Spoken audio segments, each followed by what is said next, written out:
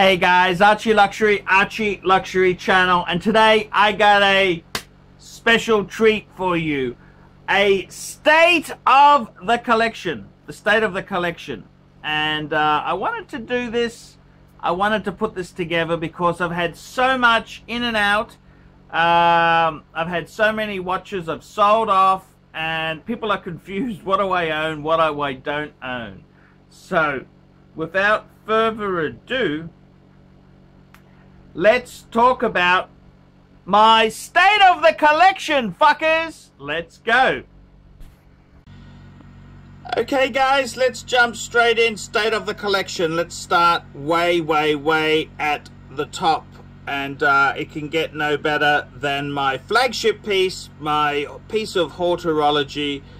This is my Patek Philippe World Time, the 5110.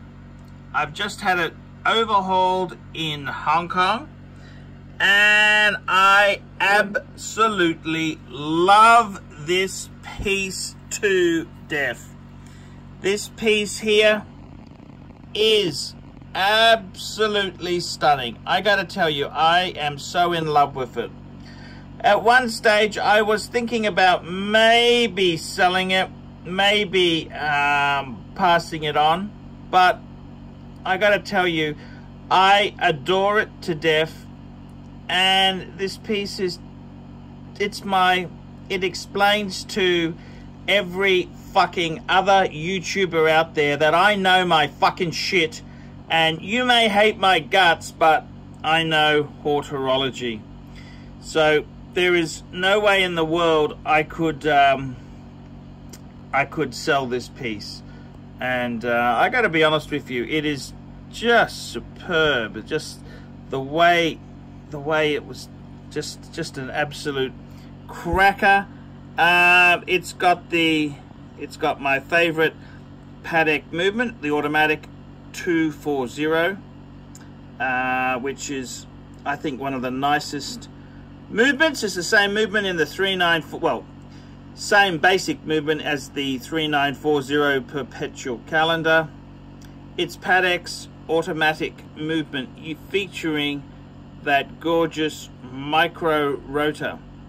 So this piece itself here, I've had it fully overhauled by Patek, and I got an extra long strap. That's right, I've got an extra long strap. So this piece now fits me perfectly, and I don't want to sell it. I've decided it's a keeper. I mean, in life, you've got to surround yourself with things that make you happy. What makes you happy? In my case, it's my beautiful watches. So I got to be honest with you, I just decided to keep it. I think the 5110, yes, it's a wee bit small, 37mm. Well, some people would say it's perfect. I think 38 would have been perfect, but I think it's got a lot more charm than the 5130, which is the 39.5mm version. I think the guilloche of this is just to die for. I mean, this is guilloche.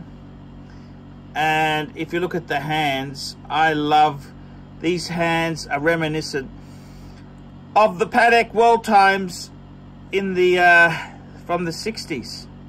And I gotta tell you, it's this piece just explains that I love my watches. I love fine watchmaking. I adore my watches. I gotta be honest with you, I'm probably gonna add another Patek. That's what my aim is, depending on money, financial situation. But yeah, there you go. That is that's my Patek Philippe, which I absolutely adore. So yep, that is she's definitely a keeper in my collection. Okay, let's move on to the next piece, Arch. Okay, the next piece, this is actually the piece that I've had the longest in my collection. It's my Jaeger-LeCoultre Reverso Grand Date. This is the longest serving piece in my current collection. And I gotta tell you, I adore this piece. I bought it to celebrate my 40th. Well, actually, my wife at the time bought it. I actually got an engraving done on this piece. I will show you. There we go. I had an engraving. The greatest love of my life. Well, unfortunately, yeah, it didn't sort of last, but hey, that's okay. That is the way life goes. But my Reverso Grande Date, it is just such a cool piece. I adore it. It's very, very beautiful piece. It's now I'm going to try and flip this. There we go. Flip that, push out, and then we just never push in. You got to push it from the other side there into place. That is the beautiful. I've got this watch stopped just so I could get some really nice fine video of the movement. This is the Jaeger-LeCoultre. Now, if you have a look here, let's have a look. So this is the movement. It says Jaeger-LeCoultre, and it also says duo spring barrel. So it's got two spring barrels there, because it is a 8-day power reserve, 25 joules. It's got a movement number there, and right down the bottom it says Swiss made, but it also says the movement number. So this is a caliber 887. What the fuck does it say? My eyesight is not so good. 875. There we go. It's an 875 caliber movement. Now, this watch here, I've had it fitted to a Jaeger-LeCoultre. This is an alligator strap, and I've got to be completely honest with you there. I absolutely adore black alligator. I think it is absolutely just such a luxury. I get it. I get the whole alligator skin thing. I get it. I completely get it. This watch itself, look, I haven't worn it a lot in 2018, and I'm actually going to be getting this watch serviced. It needs a service. It's gaining a little bit of time, so I prefer not to wind it. I just want to let it sit until I get the funds for a service. But I tell you what, this watch, I would never sell it. It's just such an amazing watch itself. It's 8-day power reserve. You've got sub-seconds at 5, 2-disc date, the most beautiful guilloche. And rumor has it Jaeger-LeCoultre lost money on every one of these produced. Which I just, the Art Deco numerals, it's a little bit out of fashion because it's quite a fat watch. It's quite fat, but the ultra thins are very, very popular now. But I honestly, quite frankly, my dear, I don't give a damn. I bought this for me, not for fashion, and I think it's just one of the most gorgeous pieces to have. If I didn't have the Patek Philippe, this would be my Hortology, but I do have my world time, so it is just a absolute cracker of a wristwatch to own. So there you go. That's my Jaeger-LeCoultre Reverso Grand Date. Okay, let's move along, guys. Okay, let's have a look at the third piece in my collection, and this is my Zenith Chronomaster El Primo. This is the 1969 reissue, And my one has the open heart. And I gotta tell you, this was a addition that I added in 2018. And I gotta say, I love it to death. Absolutely love this watch.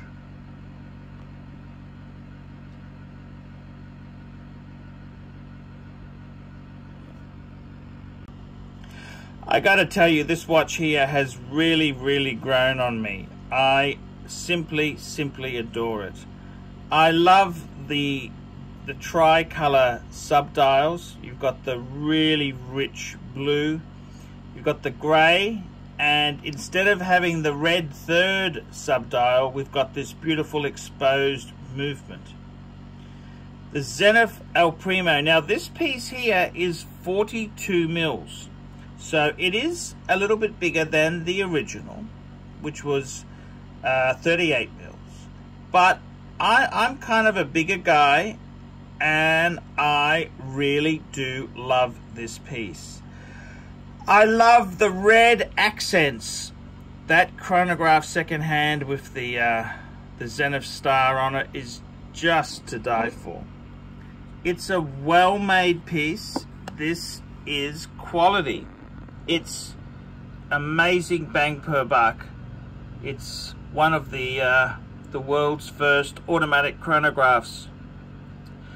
It may not have been that this is in 1969, the race between the Caliber 11, the Zenith El Primo, and the Seiko. Now, we don't mention Seiko because we're Eurowatch snobs, but I think this is probably the best execution of the automatic chronograph. This was the best. In fact, it was so good, Rolex decided when they wanted to update their Daytona in, well, they were quite late in the 1980s, they went with Zenith. That's right, they used a Zenith movement. So I gotta tell you, superb, just to die for. To think that this piece here is around $10,000 new for in-house chronograph, it's just an absolute horological bargain. And if you buy it second-hand like I did, you could save a mozza. The brand is quite soft, Zenith, but this is high watchmaking at a high form. Absolutely gorgeous, absolutely beautiful. Everything about this piece here is quality. Beautiful steel case, very nice pushes. The crown with the Zenith star. I've gone for the black leather Zenith strap with this is the deployant Zenith buckle. In recent times, some people really like the metal bracelet. I've kind of resisted that urge and have decided to stay with the leather. I do like my conservative. I think this is just an absolute piece of horology, absolute cracker of a piece. I very recently considered selling it, only to pay for a piece of extravagance in gold, a solid gold Rolex Submariner, and I decided no. And the big thing that tugged at my heart was the fact I'd have to sell this watch. And I've got to tell you, the Zenith El Primo 1969 Chronomaster, I love this watch. I absolutely love it. The high beat movement, everything about this watch I think is just horological perfection. This is one of the finest column wheel chronographs of our time. It is absolutely stunning. You are not a true watch enthusiast until you own a Zenith El Primo. That's correct, El Primero. And I've got to be honest with you, I love it. I absolutely love this watch. I really do love this watch. It just gives me pleasure, just makes me happy and complete. The Zenith El Primo Chronomeister, absolute gem of my collection. And this is horology. It's amazing bang per buck. This piece here, when another enthusiast sees that you're wearing a Zenith, they know that you know that they know that you know you're an enthusiast. It's an enthusiast watch, and I love it. I love it. I absolutely love this. This is high grade. Okay guys, let's move on to the next piece. Okay, let's move on to the next piece, and here we have a piece that I just purchased. It's a Breitling Super Ocean Heritage. Now, this is actually the Heritage 1. The Heritage 1 has the ETA movement. The way you can tell it's a Heritage 1 instead of a Heritage 2 is the aluminum bezel. The Heritage 2 has a ceramic bezel. And also, if you look at the hour hand, on the Heritage 2, it has a line in the middle. So this here just tells you it is a Heritage 1. Now, this is a relative monster. It's a horological monster. This piece here is 46 mils. 46 mils, guys. It is absolutely massive. I bought this piece because I wanted a discount diver. I'd recently sold off a lot of my dive watches, and this piece came up at an absolute steal. I'll talk about pricings in another video, but suffice to say, this is now my discount diver, and this just shows you what an adventure horology is. It started off exactly 12 months ago. I got my first Breitling Super Ocean Heritage. It was a 42 with a black bezel and white dial. Well, guess what? I wasn't happy, so I sold it to get the black with the ETA machine. Then I sold that to get the in-house with the ceramic. And although I did love that piece, and I really did like it, I felt the Heritage piece really should have an aluminum bezel. It's kind of wrong to have the ceramic. I know the ceramic is trendy and everyone's adding ceramic, but I just thought if you have got a Heritage piece, it should have aluminum. And I got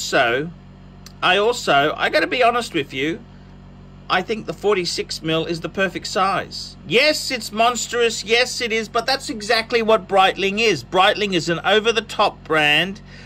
It's way out of control. And that's just how it is. That's how they do it. Same as Panerai. You don't buy Panerai to buy a small conservative watch. You want something loud and obnoxious. So when this piece here came up, I jumped for joy. Now, it actually came with a rubber strap with the standard Breitling Tang buckle, but I'd actually bought the deployant buckle. Actually, I bought it just before I sold my 42 mil in-house movement. The guy I sold it to was a real stingy fuck. He wasn't going to pay extra for a rubber and buckle. No, he wasn't going to do that.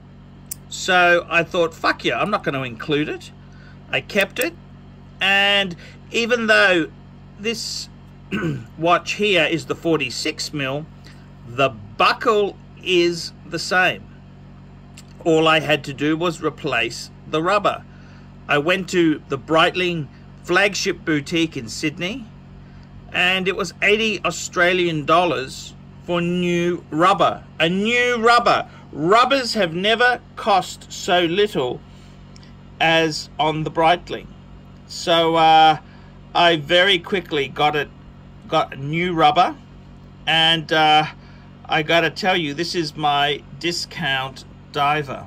Yes, it's big, yes, it's chunky, but it's a discount diver, and it's a Heritage discount diver at that. I'm very happy to have this piece. I think it's absolutely beautiful. It's a Breitling. It's a quality piece. I mean, Tudor is jumped into bed with Breitling. Tudor is really, aka Rolex Junior. They don't jump into bed with fools. No. So I really think this watch here, I bought it very cheap. Can't go wrong. It's my discount diver. It's my discount diver, fuckers. So there you go. That's my Breitling. Okay, let's move along. We move on to the Rolex chapter. And it all started with this piece here. This was my Rolex Explorer. This is the Rolex Explorer 2 Polar. And this piece here has in recent years exploded my fascination. I've always loved Rolex. I've always been a Rolex man. Rolex man. And I gotta tell you, it is fantastic to have this marquee in the collection. This is my 40 mil. This is the Rolex Explorer 2 16570. This one's a little bit special. It's a no holes case, solid end links. It's got the Luminova dial. It's a very beautiful piece. Very clean Rohart in there. Very clean Rohart. No serial numbers inside there yet. These have become very, very collectible. Very, very collectible. The Rolex Explorer 2. Absolutely gorgeous critters. What do I say about this piece? Well, you know, it was a 1016 Explorer 1 that started my luxury goods fascination. And this piece here was kind of, if I had the money at the time, this is what I would have bought. So it's only fitting that I feature this in the collection. 1016, long gone and stolen by the Chicago Mafia. Tony Soprano, where the fuck is my 1016? Very, very beautiful back there. Look at this. No, I love the execution of this case here. Look at this here. Beautifully done. It's just a very nice contemporary Rolex. Very, very beautiful indeed. And I'm very proud to feature this on my channel and in my collection.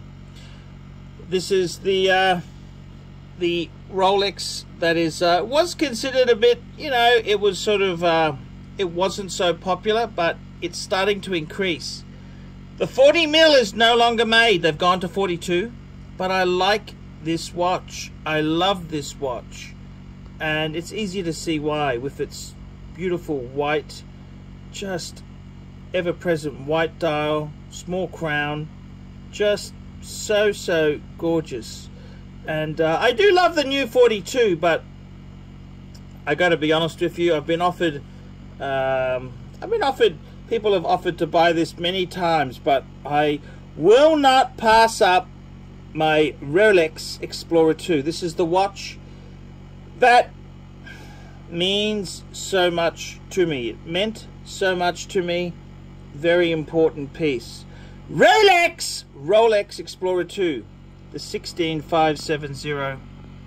Just perfection. It's a modern, contemporary, classic sapphire crystal Rolex. Just absolutely, it's just beautiful. Just a beautiful watch. It's a beautiful watch to have and behold and just enjoy. That's my Rolex Explorer 2. Okay, moving right along. Sure, you can tell me something in confidence. I'm only signing it because it costs nothing.